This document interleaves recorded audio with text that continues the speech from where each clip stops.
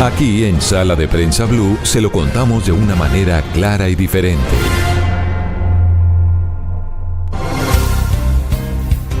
Otra de las noticias de la semana, María Camila, la aprobación en Cámara. Sí, señor. Porque falta en Senado, pero es mucho lo que avanzó, pues prácticamente quedó completa la aprobación de la muy controvertida reforma a la salud que muchos veían hundida, muchos decían eso está embolatado, y ahí sí que quedó, ¿cómo se dice eso? Evidenciado el poder del señor Benedetti. Benedetto es un comentarista de fútbol.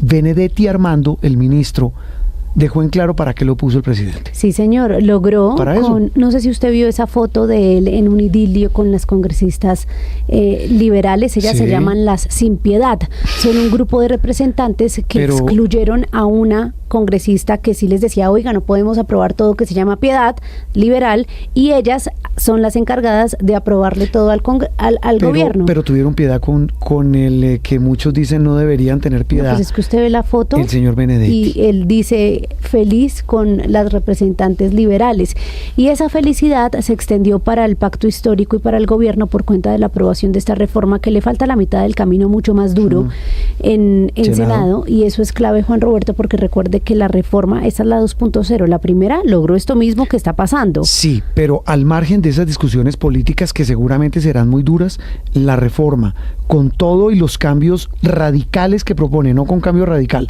sino con los cambios radicales que plantea al sistema de salud, de por sí ya muy cambiado, muy golpeado, pues genera muchísimas interpretaciones. El doctor Ramón Castaño es médico, especializado, es máster en salud pública, y nos ha ayudado siempre a entender de lo que estamos hablando a la hora de hablar de la reforma a la salud. Doctor Castaño, gracias por atendernos.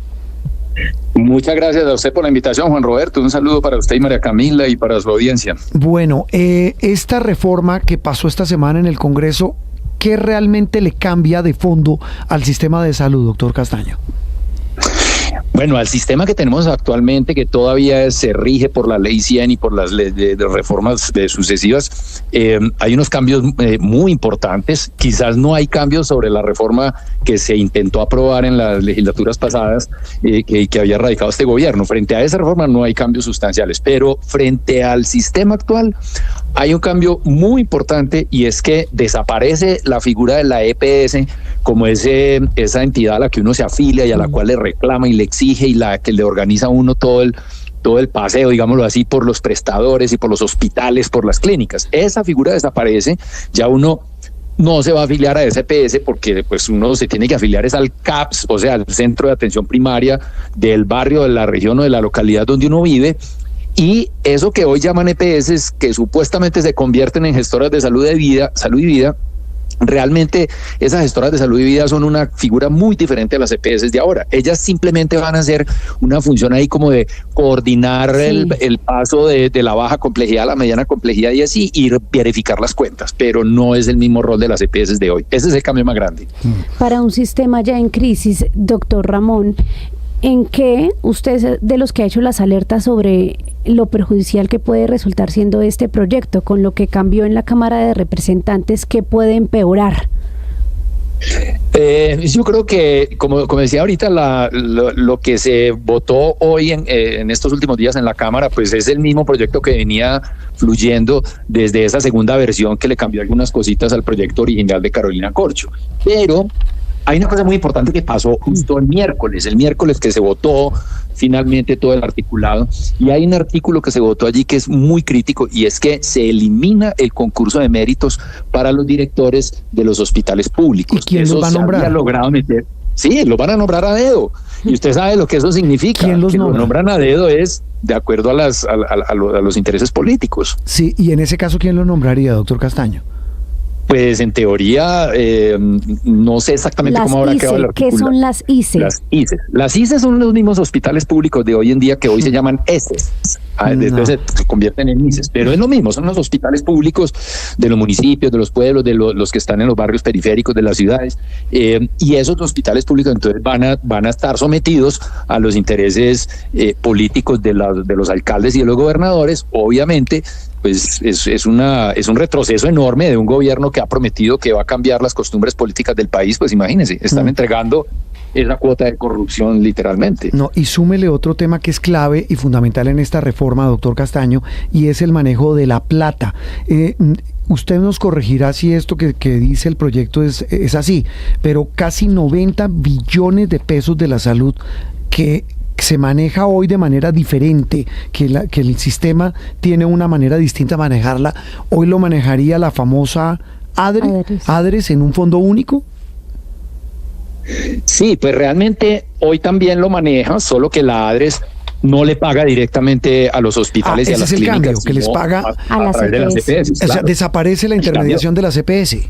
Exactamente, entonces la EPS deja de existir ahí y la institución, el hospital o la clínica le factura directamente a la ADRES. Supuestamente la gestora de salud y vida es la que va a verificar que esa factura sí sea verdad, que no sea corrupción, que no sea, puede revisar, digamos, esos problemas, pero la ADRES le va a pagar directamente a los hospitales, a las clínicas, etcétera. Como dice el ministro Jaramillo, le vamos a pagar al que realmente presta el servicio. Eso aparentemente suena bien, pero es que las EPS ejercen una función que, aunque es ingrata, es una función muy importante, y es tratar de que la platica alcance hasta el final del año. En todos los sistemas de salud en el mundo hay alguien que ejerce esa función ingrata, que se llamen EPS o no, eso no tiene nada que ver, pero en el sistema inglés, en el sistema francés, en los Estados Unidos, Costa Rica, en todas partes hay alguien que tiene la función de hacer que la plática alcance hasta el final del año en los sistemas de salud. Haciendo de abogado del diablo, doctor Castaño, lo que argumenta el gobierno y muchos que defienden el proyecto y esa reforma, dicen las EPS estaban colapsando incluso antes de la reforma. Bueno, lo había dicho el presidente Petro.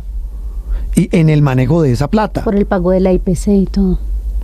No, porque es que ese colapso tiene muchísimos factores, pero un factor muy fundamental de ese colapso es que en Colombia se creó una tradición, como denominamos nosotros, la tradición garantista de la Corte Constitucional frente al derecho a la salud. Es decir, el derecho a la salud, en términos prácticos, no tiene límites, y eso fue creando un hueco muy grande que las EPS trataban de llenar con la UPC que les pagaban, después no les alcanzaba, después metieron su patrimonio, se les fue a patrimonio negativo. Entonces, ese problema de la insuficiencia de la UPC que se habló tanto en enero, al principio de este año, es un problema que se exacerbó en este gobierno, porque el gobierno no solo no controló ese problema del gasto mayor, sino que no incrementó la UPC en la proporción que era necesario. Entonces, creyendo que con eso iba a colapsar las EPS y las iba a sacar del medio, pero es que resulta que las EPS son un eslabón de una cadena, y ustedes saben bien que una cadena es tan fuerte como el más débil de sus eslabones. Entonces revientan a las EPS y revientan a todo el sistema. Ahí tenemos los medicamentos, ahí tenemos los médicos, las citas médicas, etcétera. Pues entendiendo que esta reforma le falta al Senado, doctor Castaño, y el tiempo se nos agota, pero vuelvo a lo que usted inicialmente dijo. Cuando las EPS llevaban un registro de usuarios de entrega de medicamentos con todas las dificultades que sabemos, tutelas, etcétera. Pero ahora, si a mí me toca inscribirme en un centro de salud zonal, ¿dónde reclamo, por ejemplo, el medicamento? ¿Dónde pido una cita de especialista? Supuestamente el CAPS, que es el centro de atención primaria, ¿cierto? Esa unidad primaria, que es donde uno se adscribe. Ahí supuestamente le entregan a uno los medicamentos, le dan las pruebas, le hacen las órdenes para los exámenes de laboratorio, le hacen las interconsultas con los especialistas, mejor dicho, le dan la orden para ir al especialista. Y supuestamente dentro de esas redes integradas que tienen la mediana y la alta complejidad en un territorio dado, entonces uno se va a empezar a mover dentro de esa red integrada hacia la alta especialidad y luego hacia el CAPS, ¿cierto? Supuestamente. Pero así funcionaba el sistema antes de la ley 100 y era bastante grave la cosa, porque pues ese centro de atención primaria pues no tenía las capacidades, no tenía cómo coordinarse con ese especialista o con ese hospital de mediana y alta complejidad para que el paciente fuera bien atendido. Entonces eso empieza a generar unas fragmentaciones y unas barreras de acceso que estoy seguro que van a ser peores de las que tenemos hoy. Explicación de un tema tan complejo, pero que genera toda la atención del país, que es la reforma a la salud. Doctor Castaño, feliz domingo y muchas gracias. Muchísimas gracias a ustedes, un feliz día también. Ramón Castaño, hablando de otras noticias de la semana, la reforma a la salud que pasó en la Cámara de Representantes. Esto es Sala de Prensa Blue.